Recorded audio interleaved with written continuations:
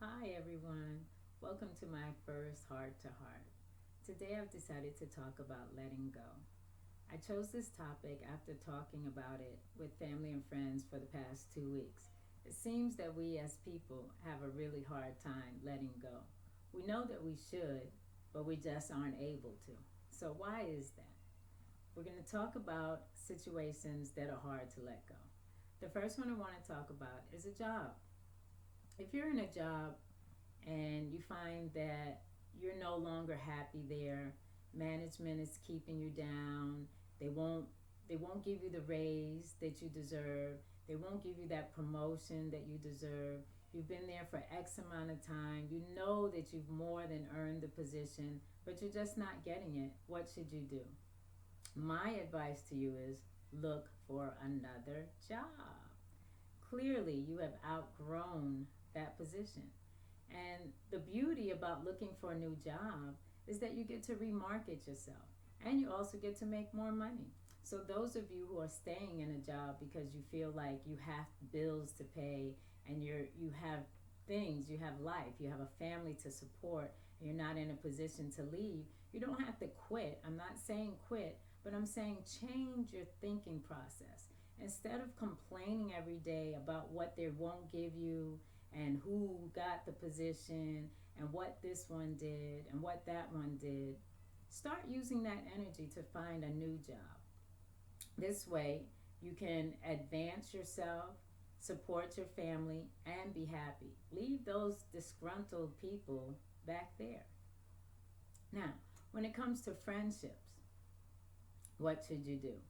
You already know if you're asking yourself, should I let go? Should I remain this person's friend? Your spirit is already telling you, no, you shouldn't. So, what do? Let's examine why you're holding on. Make a list. You can even do this if it's a loving relationship. Make a list of what it is that you feel you have to hold on to. And then make a list of what it is that you feel is making you let go, and compare those lists, and you know which one is going to outweigh the other one.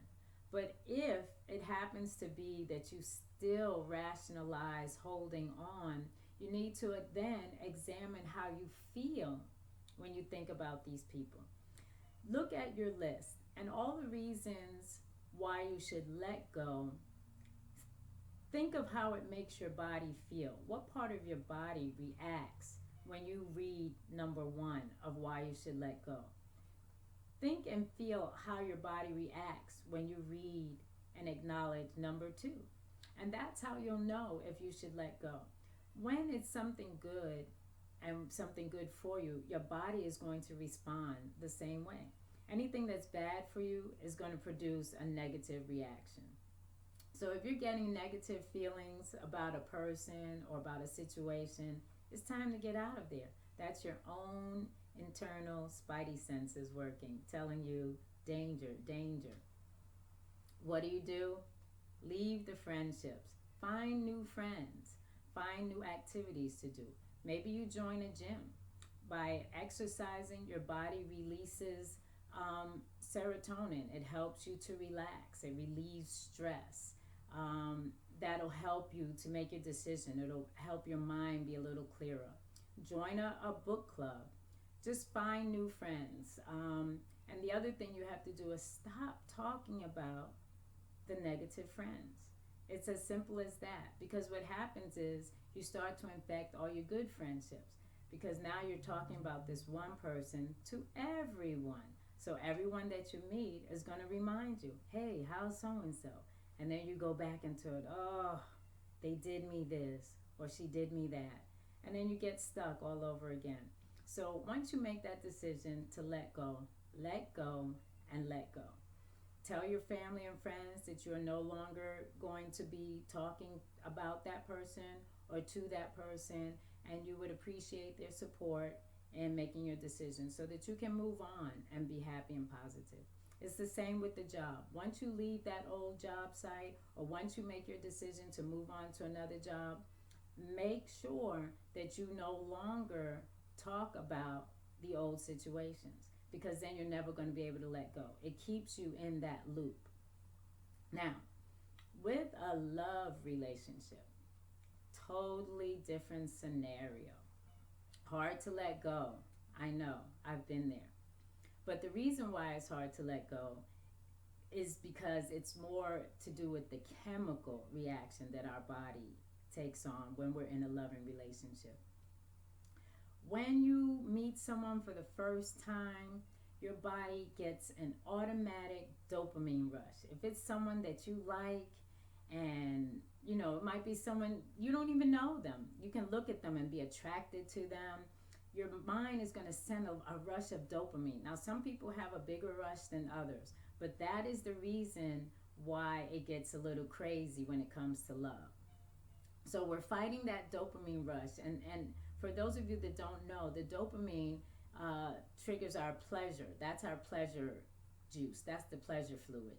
So anytime you get a dopamine rush, your brain is in a pleasurable state. It's feeling good, it's feeling happy and euphoric, all those wonderful feelings. And that's what keeps us holding on to love. We try to recreate that rush.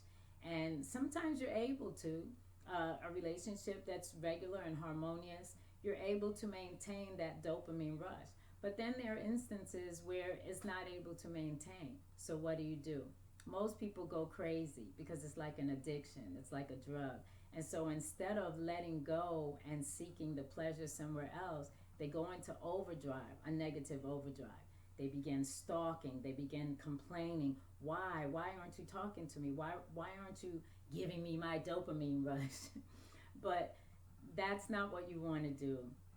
You want to examine the feelings again. Like I said, make a list. Lists are always good for me because I get to see. Sometimes your mind doesn't allow you to see things clearly because as you're thinking it, it's rationalizing the positive thoughts right out the window. So, but if you put it down on paper, your mind can't negate it so easy because you can see it. So make two lists again.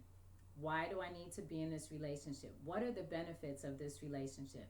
And what are the negatives? And see how it measures up. And chances are, if you're already to the stage of making a list, you know it's time to get out of there. Leave. There are other people. You have outgrown the relationship. I know it sounds a lot easier than it is, but sometimes you just have to take that first step. Again, I recommend exercising because it deals with a different set of chemicals. And while it's not that same dopamine rush at first, the serotonin will calm you down and get you into a more peaceful existence. So you want to exercise, you want new friends, you want new activities. Join clubs. There's so many people doing things outside. You'd be surprised. They have bike clubs, they have walking clubs, they have bird watching clubs. There are things that you can do. Be active. Don't isolate yourself. It's very easy to isolate yourself and get depressed when you're trying to leave a relationship because you're torn. So again, use your list so that you're not so torn. And then tell your family members and your friends, listen, I'm in the process of breaking off with this person. I need your support. Please, let's not talk about them. Let's not reminisce. And if I bring them up, could you remind me or change the subject so that I can move on? You have to have a cohesive support system. And if you don't have that support system, then you find the support within yourself. Again, use your list. Your list will be your support. Carry it around with you. Anytime you start thinking about that person, remember, well, they did this, they did that, and it didn't feel good. And try to work toward letting it go. It's not going to be instantaneous because most times we didn't get into the relationship quickly. And through the growing, sometimes we cling, and as you're clinging, time is passing. So now time is against you, and then you say to that person, oh, but we've been together for so long. But that doesn't mean that because you've been together for so long that you have to continue to be together. So again, I say, work toward letting go. Find it within yourself to accept yourself and love yourself. A lot of times we find it hard to let go because those feelings are tied into feelings of inadequacy or loss or lack. But once you can understand that you didn't lack anything and that you're not inadequate, it might just be the other person's issues. But once you can accept within yourself that you are whole and that you are a stable, happy individual, then you can move on. That's the security that you need. Letting go, like I said, has more to do with feelings of inadequacy. We have to find it within ourselves to know that we are stable and that we are secure. We don't need anyone to love us. If you find that you are clinging to someone because you want their love, you need to start loving yourself more. What is it that they gave you that made you feel like they loved you? Was it a compliment? Compliment yourself. Was it a hug? Hug yourself. Did they take you out? Take yourself out. Surround yourself with new people. Did they introduce you to all their friends? Get yourself some new friends so that you can recreate what that person did for you on your own. Do it for yourself. Another reason why we hold on is because we're afraid to experience that pain. Sometimes if you just cry it out and let it out, you can move on. You'll find that it's almost like a cleansing experience. If you can just cry it out and get it over with, get through those feelings of pain. Feel it. Feel what it is that you're afraid of. Feel what it is that you have been preventing yourself from feeling all this time. So, again, if you're finding it hard to let go, remember that letting go is just a way of giving yourself an opportunity to love yourself. When we hold on, we're usually holding on to people or things that we think give us validity. People or things that we think give us self-worth, make us relevant in the world. But those are not the things that make us relevant. Those are not what makes us worthy. Those are not what makes us secure. What makes us worthy and relevant in the world is how we love ourselves. And once we can begin to really, truly love ourselves, we won't have issues with letting go because you'll know in the beginning whether something serves you or not. So again, this is EmpressTee, thanking you for joining me for my first Heart to Heart.